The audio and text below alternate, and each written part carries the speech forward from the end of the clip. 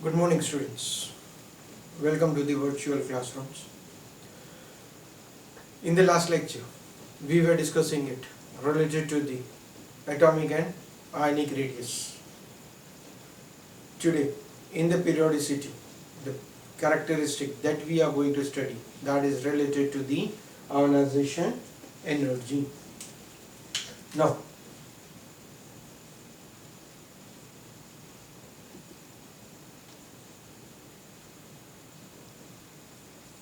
ionization energy, we are going to write it in short as IE, ionization energy. Now, what is ionization energy? Now, when we take it as an atom, right, in our lower standard we have studied that sodium gets converted into sodium ion by losing one electron. Na gets converted into Na plus, that is Na plus electron. Now, how this electron is been separated? To remove the electron from it, we need some energy to be given to the atom. The amount of the energy that is required to remove that electron, it's considered to be as a ionization energy. But now here you have to be very careful that only writing it as an amount of the energy required to remove the electron, it's not enough. The reason is, we know it that we are going to get it as sodium in the form of solid form, right? If I want to convert it into liquid, I need energy.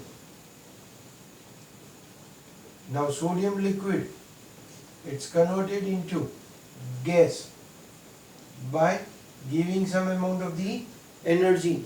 So while converting the sodium solid to sodium gas, I utilize some of the certain amount of the energy in it. That energy is not included as an ionization energy, because when you want to remove the electron, this sodium was in the solid state. You started to give the energy at that time, the electron was not removed from it. So to write the answer, to write the exact definition, we write it as ionization energy is the energy required to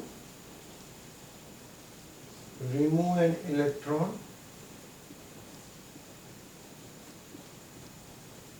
from a neutral gaseous atom to form a positive charged ion. That means it should be neutral gaseous atom. Now in this case, if I write it as sodium is in the gas form and the amount of the energy is utilized, then this energy will be considered to be as a ionization energy, right? So ionization energy is defined as amount of the energy required to remove an electron from neutral gaseous atom. It's necessary to write an electron from a neutral gaseous atom to form a positively charged ion, right? Now this is the ionization energy. Now on what factor does it depend? If I need an energy to remove an electron, if the radius is big, that means the nuclear charge, the force of attraction between the nucleus and outermost electron is less. So energy required will be less. If the size is very small, then the nucleus and the outermost electron will be quite closer to one another. That means the attraction will be more. And if the attraction is more, energy required to remove that electron will be also more. Hence, we can say that the ionization energy in a periodic table depends upon the first factor as the atomic size.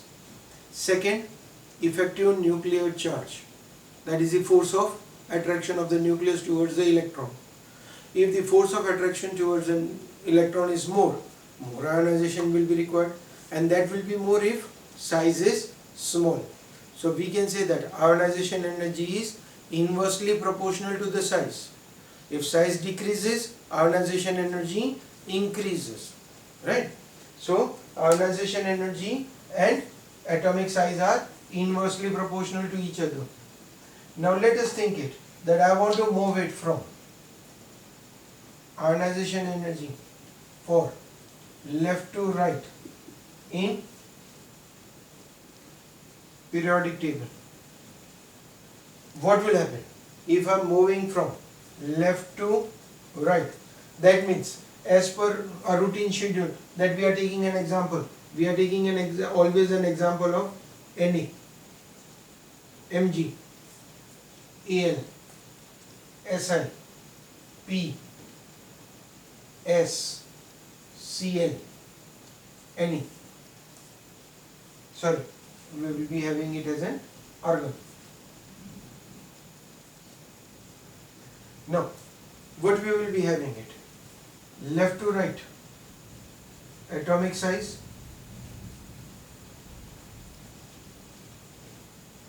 decreases. It becomes smaller because we know that electron enters in the same orbit, and when the electron is entering in the same orbit, atomic size, it shrinks because of the attraction between the nucleus and electron increases. Okay, now moving from left to right, atomic size decreases. That means we are writing it as nuclear force of attraction.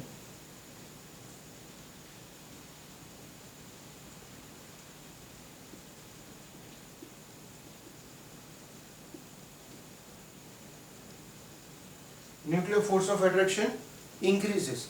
Now if the force of attraction is increasing, the energy required to remove that electron also increases. So moving from left to right, ionization energy increases. Right? So that is the particular trend that we will be getting it as moving from left to right. Right? Now take it as for top to bottom. This was for left to right. Now let us take it as ionization energy for top to bottom in periodic table. Now what will happen when we are talking about top to bottom? Lithium, sodium, potassium, rubidium, cesium. For top to bottom we are going to get it as LiNAK, Rb, CSS and one of the example. Right? You can take it as any of the other example. But what we will be having it? Atomic size,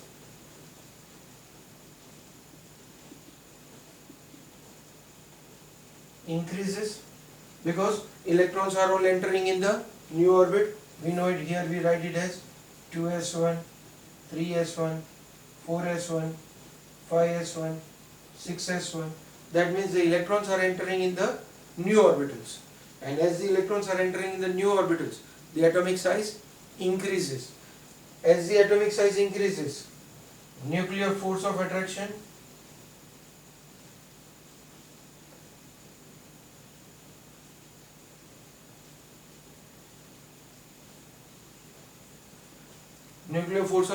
will decrease. Now if the force of attraction is less and I want to remove that electron, that means I need very less amount of the energy.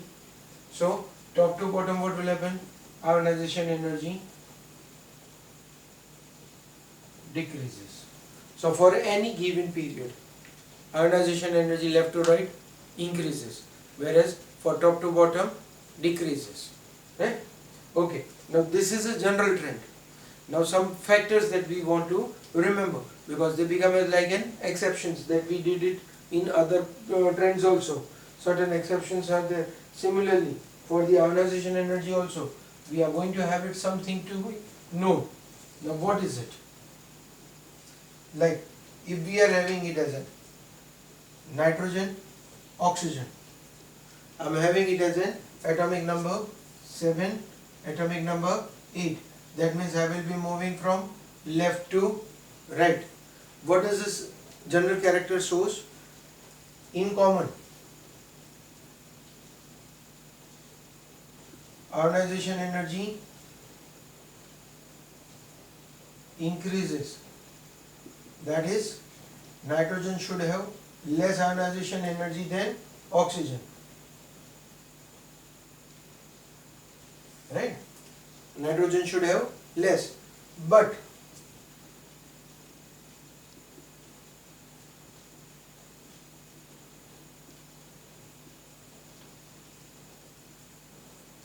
we have nitrogen greater than oxygen. Now what is the reason behind it? Again, here the same factor that we studied here previously.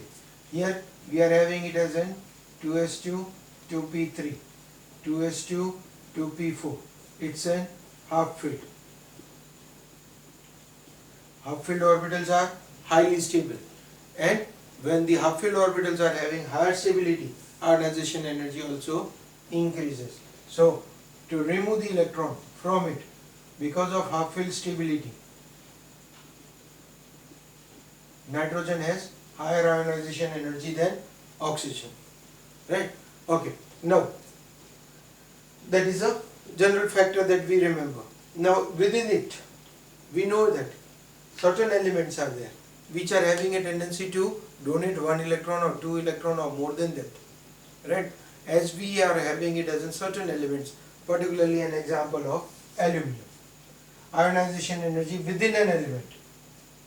This is the third factor. This is additional factor for ionization energy. Ionization energy within the atom, right? Now this is not going to have every time a neutral atom. When you take it as an example, aluminum, it's a neutral atom, right? From this I want to convert it into Al plus. So the amount of the energy that I am going to utilize it, I am going to write it as IE as a 1. Ionization energy required to remove the first electron. Now what will happen? Here there were 13 protons. Here 13 electrons. Right? From this 1 electron is removed. So left out is 13 protons, 12 electrons. Okay. Now this is your first ionization energy within an atom. Okay. Now if I want to continue it and I want to remove the second electron, ionization energy to remove the second electron, that means I want to convert it into Al plus 3. Now this ionization energy is not from the neutral gaseous atom, but still it is within the atom. Now in this case what will happen? Here the force of attraction of the nucleus towards the electron has been increased. There are 13 protons which are positively charged, and there are only 12 electrons with a negative charge. So that means the force of attraction of the proton towards the electron has increased. Attraction of proton to electron increases. Now in that case this one will become 13 proton, 11 electrons. So here the force of attraction has been increased, so amount of the energy required to remove that electron will be more, correct? So in that case what will get it? IE1 will be less than IE2. To remove the second electron I need more ionization energy. Now let's think it for the third electron to be removed from it. If I want to remove the third electron, I want to make it as Al plus 3. That means I am going to remove the third electron. At that time what will happen? Still the force of attraction will be higher than this, because now 13 protons and 11 electrons are there. So energy has been still increased. As a result what will happen? You will get the character as IE3 is even greater than IE2, and that means the same character you can extend it. So from this what we can say that ionization energy of the first electron will be less than that of the second ionization energy will be less than the third, and as the number of electrons are removed, more and more energy will be required. So energy will keep on increasing, ionization energy will go on increasing if we are removing the electron from the same orbit. Now this is the one of the example. Another example, a moment ago we saw it that nitrogen and oxygen. The first ionization energy, I want to go it for first ionization energy. What is the trend that we got it? Nitrogen has less energy, sorry, more energy required to remove an electron than the oxygen. Ionization energy of nitrogen is more than that of the oxygen. Now if I go it for the second electron, second ionization energy, that means from this nitrogen to nitrogen plus and oxygen to oxygen plus, I got it in this trend, we got it as N is greater than O. But now I want to go it for the second one. I want to make it as plus 2, O plus 2, right? And I want to compare what is the ionization energy of the second electron. I don't want to compare the ionization energy as first and second electron. I want to compare the ionization energy of the second electron, energy required to remove the second electron from the nitrogen and second electron from the oxygen. So in that case, what we will be getting it? Nitrogen will be less. Now why it happens? So let's see the configuration. When we were having it as a nitrogen in the neutral form, we were having it as 1s2, 2s2, 2p3. Oxygen was having 1s2, 2s2, 2p4. After the removal of one electron, when it removed the one electron, it becomes 2. By removing the one electron, it became 3. That means again this has become half filled. As a result, stability of the oxygen has now been increased, right, as compared to that of the nitrogen, because nitrogen has lost its half filled stability. So second ionization energy of oxygen will be more than the nitrogen. So this can be one of the key reasons that can be asked to you, that is the first ionization energy of nitrogen is greater than the oxygen, while the second ionization energy of nitrogen is less than oxygen. Explain, giving in reason. This is your one of the reason, right? Similarly, you can be asked what is the ionization energy trend within an atom if more than one electrons are removed. Explain, giving an example. And the third one is write down the ascending or descending order, right? Okay. Now during this case, there is a one major question also, that should we learn the ionization energy that are given in our textbook? I can't remember all the ionization energy of each and every atom or even an ions, because the number of the ionization energies are going to be very, very large number of ion formations will be there. So all of them cannot be learned. So what to do it? Suppose in exam they may ask me that if the ionization energy of the nitrogen and oxygen are written respectively in the order, which is the correct order? So in that case, I don't want to learn that values, but I should be able to recognize that whose value is larger, whose value should be lower. Accordingly, I will just justify with my answer, right? For an example, suppose it is given to you nitrogen and oxygen. Nitrogen has ionization energy dash, oxygen has ionization energy dash. Which is the correct answer for it? And it may be given out 76, 63, or may be written out 63, 76, 76, 76, 63, 63. Then in that case, which one will be the correct answer? So in that case, I will just recognize that nitrogen should have a greater than that of the oxygen, right? Nitrogen 76, 63 oxygen. It's a possible. Nitrogen is greater than oxygen. Here nitrogen is less than the oxygen. Here nitrogen oxygen are same. Nitrogen oxygen are same. So these are not the possible characters. This is the possible. So I did not remember the value. Just through the concept I wrote the answer for it. So like that a question can be there for you, right? This is for the ionization energy. Okay. Second, and we will go through the another one, that is electron gain enthalpy. Right. Now ionization energy was an endothermic process. endothermic. I needed to give the energy. The second trend that I am now going to discuss with you is electron gain enthalpy, which is exothermic. Electron gain enthalpy. It is also termed as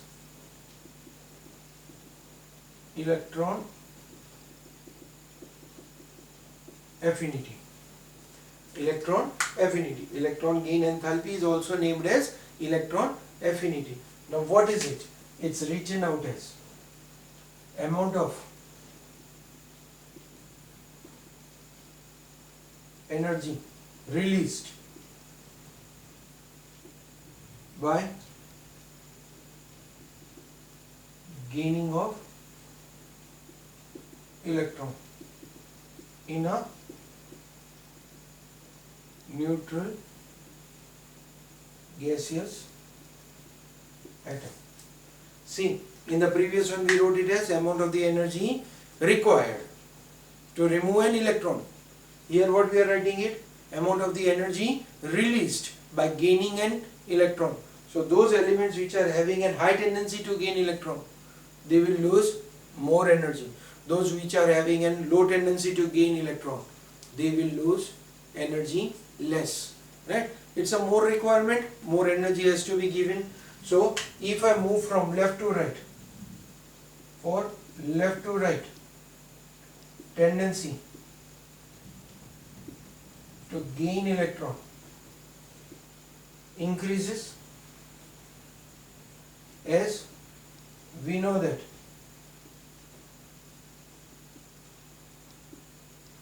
left to right non-metallic character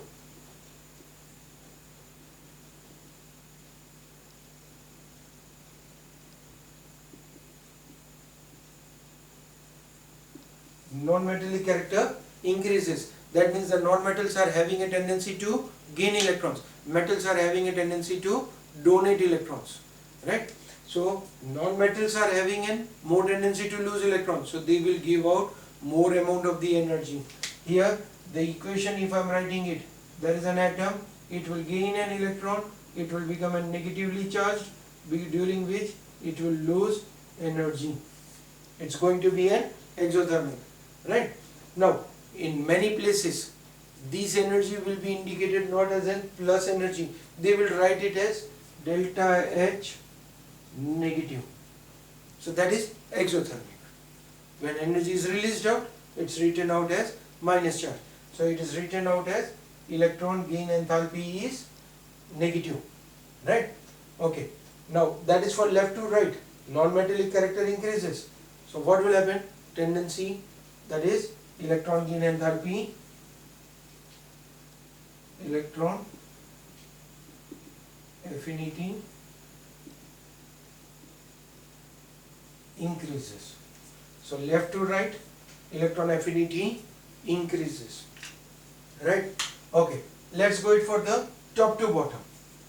Now when we are going it for top to bottom, what will happen?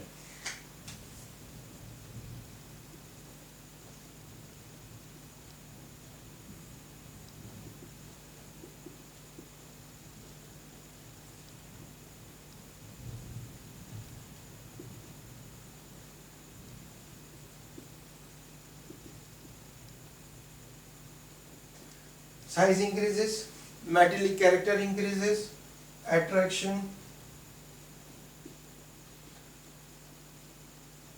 decreases. That means they have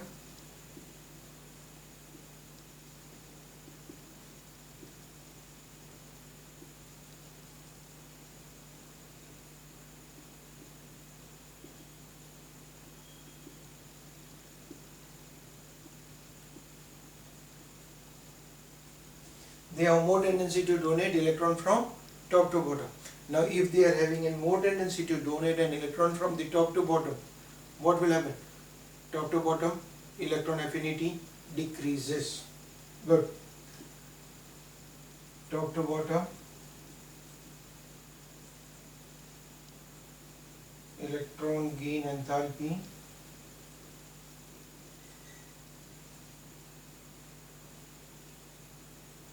decreases.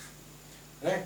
So left to right, electron gain enthalpy increases, top to bottom decreases. Right? Okay. But here again, like every trend, here we are having it particularly for the for two groups, we are having some exceptions. Which are those two groups? Now those two groups, that is the first group, the first exception. What is it? Group 17, 16, 16, 17. First of all, let us talk about 17. 17 group, we are having it as a fluorine, chlorine, bromine, iodine. As per general trend,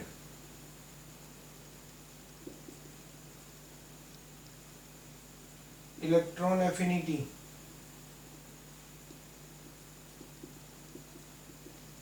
decreases. That means if I want to write it as per the general trend, what we wrote it, electron affinity decreases top to bottom. So what will happen? F should be greater than Cl, should be greater than Br, should be greater than I. But we are not getting this trend. We are not getting the trend. We are getting the trend as Cl greater than F, greater than Br, greater than I. That means this one is having an highest electron gain enthalpy. Cl is greater than Br, greater than I. Now normal trend should be FCl. For rest of the group you will be getting it as top to bottom electron gain enthalpy, it should decrease, particularly for group 17 or 16. 16 means what we will be having it? 16 we will be having oxygen, sulfur, selenium, tellurium. Again, as per the rules, we should get it as OSSCTE, right? But we are not getting it. We are getting it as SOSCTE. That means our first element is interchanging its position. Now what is the reason behind it? Why the trend has been changed accordingly?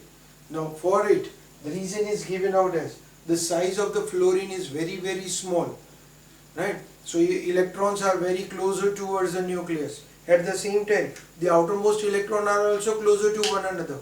They are like charged, so they are having very less space for them, and still the another electron is entering. So there will be a repulsion, and that's the reason why electron gain enthalpy of fluorine decreases. The size of the chlorine, it's an appropriate for the next incoming electron to enter in it and acquire its space, and that's the reason why electron gain enthalpy of chlorine is greater than the fluorine. Over there the answer will be because of atomic size. Same thing you can write it for oxygen and sulfur. We don't go it for the rest of the groups. For the rest of the groups, this is not implemented because the size, it's not that much decreasing as that is smaller for oxygen or fluorine, and that's the reason why we get this trend, right? Okay, but here another exception, we wrote it as first exception. Now what is the second exception? Second exception, normally we told that it's an exothermic.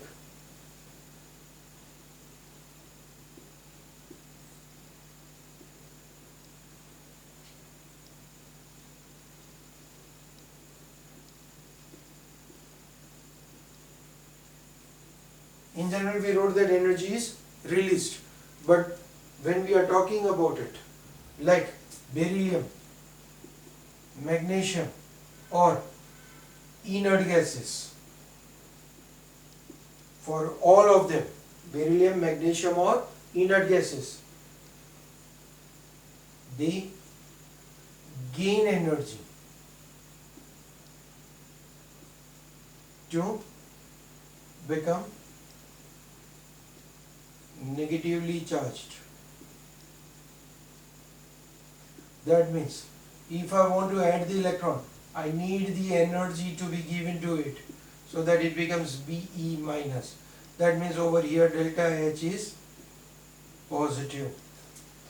So these are the particular elements which are having an exceptions. Beryllium, magnesium, and inert gases, they are endothermic. Rest of the elements are exothermic. We don't go it in the detail for the reason why they are becoming endothermic or exothermic, right? But we can very easily say out. We don't need the reason, but still, for your understanding, we can very easily say out that their outermost electronic configurations are completely filled. They are highly stable. They neither want to gain electron, neither lose electron. Now, how we can say it? See, for beryllium, we are having 1s2, 2s2. Orbital is completely filled. Now, where to add that electron? So, it's a forcefully added. So, energy has to be given. Same way when you write it as Mg, we will be getting it as 3s2. Inert gases, we are going to get it as ns2, np6. Orbitals are completely filled. Because these orbitals are completely filled, they cannot gain the electrons. As a result, they don't have a tendency, and that's the reason why they become positively charged. Right? Is it clear to everyone? Okay, today we did it as in two of the trends. One is ionization energy and one is electron gain enthalpy. Okay, in our next lecture, we will be having it as a last lecture where we will be discussing it as in two other trends. One is related to the electronegativity and the another one is related to the oxidation numbers.